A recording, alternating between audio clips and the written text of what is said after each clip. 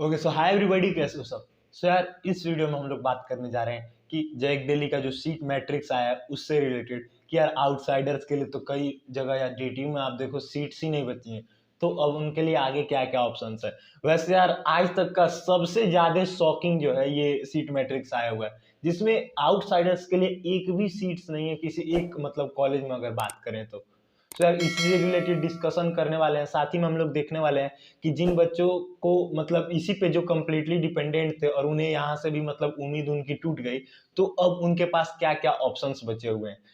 बाकी यार जो किन किन बच्चों के लिए ये स्पॉट राउंड यूजफुल होगा ये भी इस वीडियो में हम लोग बात करने जा रहे हैं, तो एंड तक वीडियो में बने रहिएगा। वीडियो को स्टार्ट करते हैं।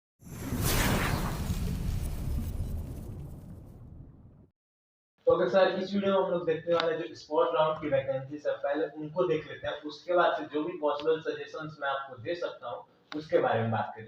तो यार सबसे पहले अगर देख लें तो आप ये देखोगे टेंटेटिव लिस्ट मैंने यहाँ पे अपने उसमें लैपटॉप में खोल रखी है। यहाँ आउटसाइड दिल्ली में आप देखो, आउटसाइड दिल्ली में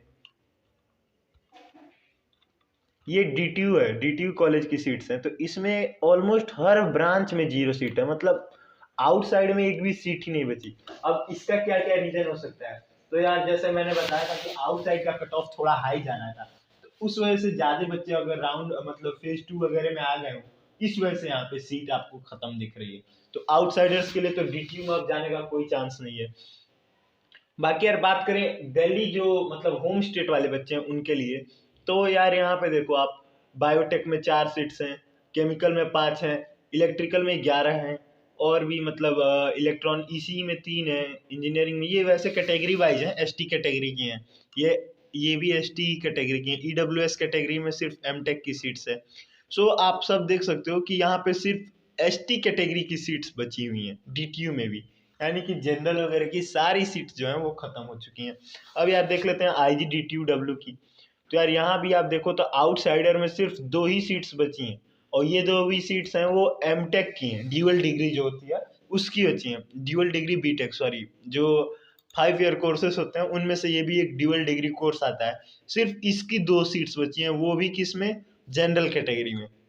बाकी यार एसटी कैटेगरी के बच्चों के लिए यहाँ भी सीट्स बहुत ज़्यादा बची हैं। कंप्यूटर साइंस में 10 सीट्स बची हैं, सी एस ए आई में बची हैं आपकी 7 सीट्स, और भी ऐसे सीट्स बची हुई हैं।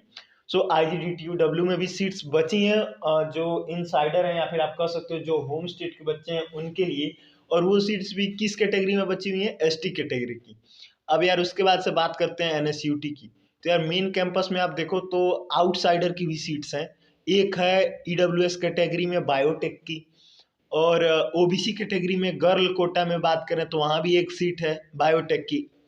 सो यार वैसे आप इसको अगर खुद से भी देखो ना तो आपको समझ में आ जाएगा, लेकिन मैं कुछ इंसाइट्स बताने वाला हूँ। ये वेस्ट कैंपस में एनएसयूटी के कुछ सीट्स हैं, और डीएसयू में आपको जरूर सीट मिलेंगी। देख लो आप, डीएसयू में आपकी सीट्स ही सीट्स हैं। आउटसाइडर में ऑलमोस्ट हर ब्रांच में सीट्स हैं, डीएसयू में ये देखो सीट्स ही सीट्स हैं। सो यार इससे आपको क्या समझना चाहिए, इस पूरे सीट मैट्रिक्स से आपको क्या समझ में मिलता है मैं आपको बताता हूँ। तो यार सबसे पहली बात ये है कि जो टॉप के कॉलेज मतलब जिनकी बहुत ही ज्यादा ओवर रेटेड आप बोल सकते हो, या फिर ऐसे कहो तो जिनकी बहुत ही ज्यादा चर्चा हुई थी इस बार, जैसे डीटीयू हो गए, डीटीयू ओवरऑल बहुत फेमस हो गया। तो उन सब कॉलेज में बहुत ज्यादा बच्चे, क्योंकि हर राउंड के बाद कट ऑफ आ जा रहा है, सभी बच्चे देख रहे हैं अरे यार ये तो मेरी रैंक पे बात तक मिला है, तो मेरी रैंक पे तो मिल ही सकता है। इस चक्कर में बहुत सारे बच्चे जो हैं वो यहाँ पे आके ट्राई कर ले रहे हैं, और उनका हो भी जा रहा है क्योंकि उनकी रैंक अच्छी रह रही है, और वहाँ वो दूसरे चीज के लिए स्ट्रगल कर रहे थे एनआईटी ट्रिपल आईटी में। सो इस वजह से यहाँ पे आपका ड्रास्टिक चेंज आया है। आउटसाइडर जो बच्चे हैं उनकी ऑलमोस्ट 0 सीट्स है।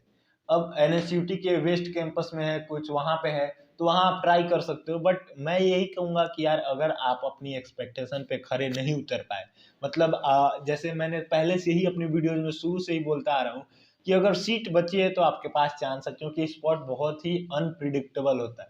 अब आपने देखा स्पॉट राउंड के वैकेंसी आई, एक भी सीट ही नहीं बची डीटीयू में आउटसाइड के बच्चों के लिए। सो यही सब वहाँ पे मतलब केसेस होते हैं। अनप्रिडिक्टेबल होने का मतलब क्या है, यही ना कि कई बार सीट्स होंगे ही नहीं, कई बार 10-10 12-12 सीट्स हो जाएंगे। अब आप ही देखो ना एसटी कैटेगरी में कितनी ज्यादा सीट्स हैं, 9-9 10-10 सीट्स हैं। अब एसटी कैटेगरी वाले के मतलब जो बच्चे हैं उनके तो बहुत हाई रैंक पे कट ऑफ जाएगा ही। अब उससे आप अगले साल अनुमान लगा लो कि आप लोगों का कट ऑफ डाउन जाएगा, तो आप देख ही सकते हो ना, यही केस हो सकता है अगले साल भी कि सीट ना बचे। और जो नेक्स्ट पॉइंट जो है मुझे जो लगता है कि किस वजह से ऐसा हो रहा है, वो ये है कि इन सब कॉलेजेस के ऊपर बहुत ही ज़्यादा लाइमलाइट आ गई है। मतलब लास्ट ईयर तक आप देखो तो ये सब कॉलेजेस को ऑलमोस्ट आपके 50% से ज़्यादा बच्चे या 60% आप बोल लो बच्चे जानते तक नहीं थे। अब इस बार आप जाके देखो 90% तक बच्चे जो है इन कॉलेज के बारे में जानते हैं। इस वजह से यहाँ पे कंपटीशन बहुत ज़्यादा बढ़ गया है। अब यार लास्टली और मोस्ट इम्पॉर्टेंट चीज़ बात करते हैं कि अब जिन बच्चों को क्लियर हो गया है कि उनके लिए सीट्स नहीं बची, उनको क्या ऑप्शन बचा है उनके लिए।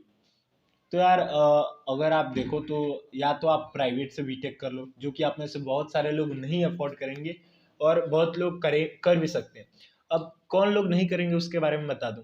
वही लोग नहीं करेंगे यार जिनको मतलब या तो फी का प्रॉब्लम होगा, या तो फिर उनको मतलब प्राइवेट में कोई इंटरेस्ट ही नहीं है, वो जानते हैं कि प्राइवेट इंजीनियरिंग का कल्चर कैसा है। और दूसरे बच्चे वो हो सकते हैं जो अभी अपना कहीं बैकअप लिए हो, तो बैकअप वाले के लिए तो कोई दिक्कत नहीं है, वो वहीं से अपना कंटिन्यू कर सकता है।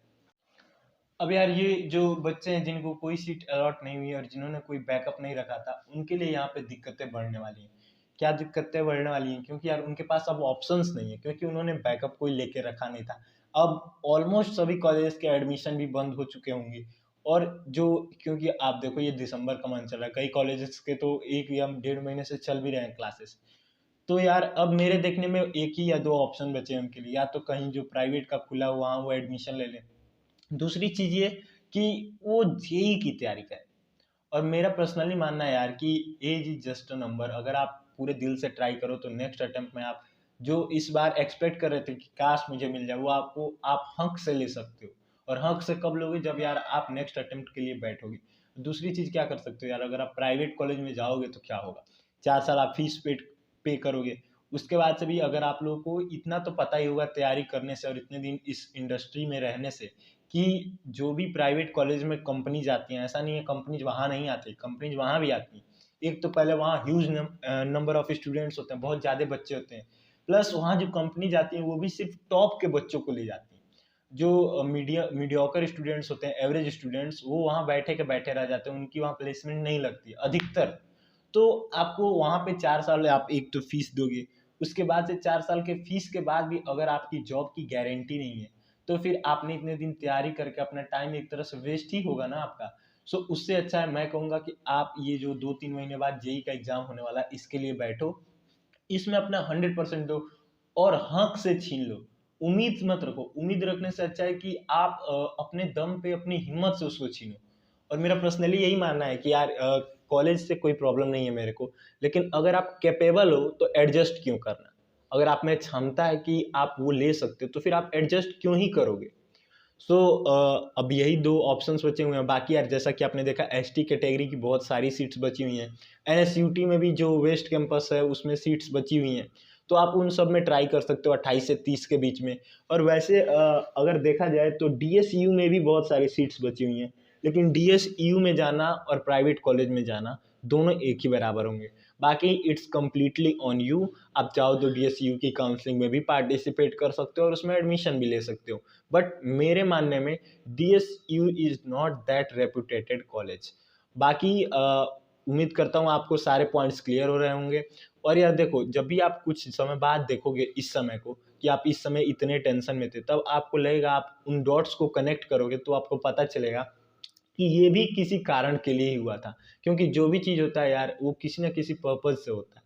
सो इस बात का ध्यान रखिए और बिल्कुल भी मतलब आप अपने आप पे ज़्यादा लोड मत लीजिए। हाँ, मैं मानता हूँ ये आपके लिए टेंशन का समय है, बट हर समय अच्छा हो या बुरा गुजर ही जाता है। सो उसके लिए परेशान ना होइए और अपने लिए जो बेस्ट पॉसिबल ऑप्शंस हैं उनको देखिए, उनमें से जो आपके लिए बेस्ट है उसको सेलेक्ट करिए और उस पर मूव ऑन करिए।